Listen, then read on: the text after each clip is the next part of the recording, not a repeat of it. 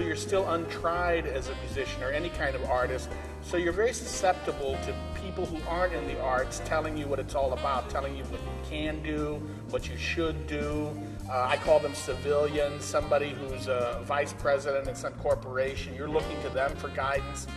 Could I make a living at this? Is this something that will make me happy? And of course, 9 times out of 10, they've never been in that type of life, so they put the kibosh on it. And because you're untried, because you don't have the confidence that perhaps will come later in the regimen that you're working in, you're very susceptible to that, and it can be very discouraging and a very negative thing for you. For instance, how much do you make per week or per year even? Money? Cash money? Yes. I think I'll write a song entitled If I Had a Million. Would I talk to you? Right now I'm a bargain basement genius. And you want my son to be genius number 2. What a future, Paul. Take the baseball bat. I want the violin. He wants the violin. Statistics show in America 1 million boys are crying for baseball bats. It isn't good enough for my son. He has to have a violin. I'm sorry, Mr. Jefferson.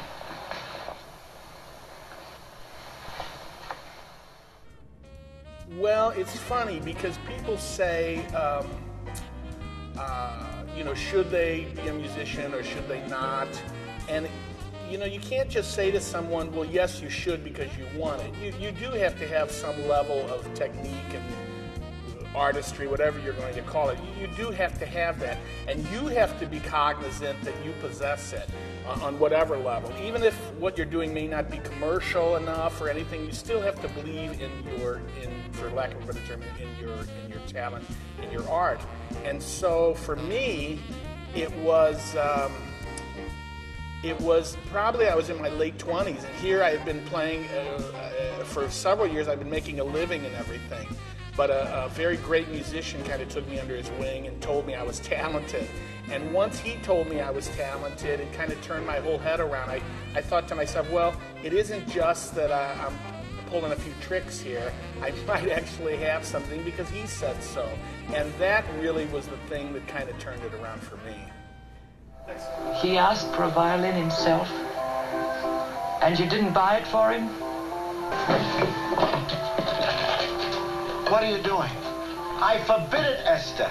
It's thrown away money, waste and foolishness. What for, Esther? What for? It means something, Rudy, when a boy asks for something himself. It means he's got an idea in his head he'll forget in a couple of weeks. Maybe. Maybe not.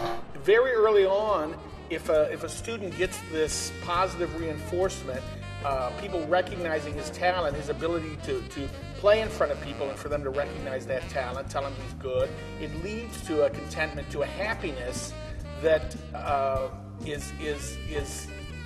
is predominant throughout their lives. Having a emotion is very connected to the arts. It's certainly connected to music. Having a group of people acknowledge that you're talented, that you're able to express yourself, is almost like them constantly telling you you're a good person. And that, as far as I can see, and what I've seen in my life, definitely leads to making you happy and happiness.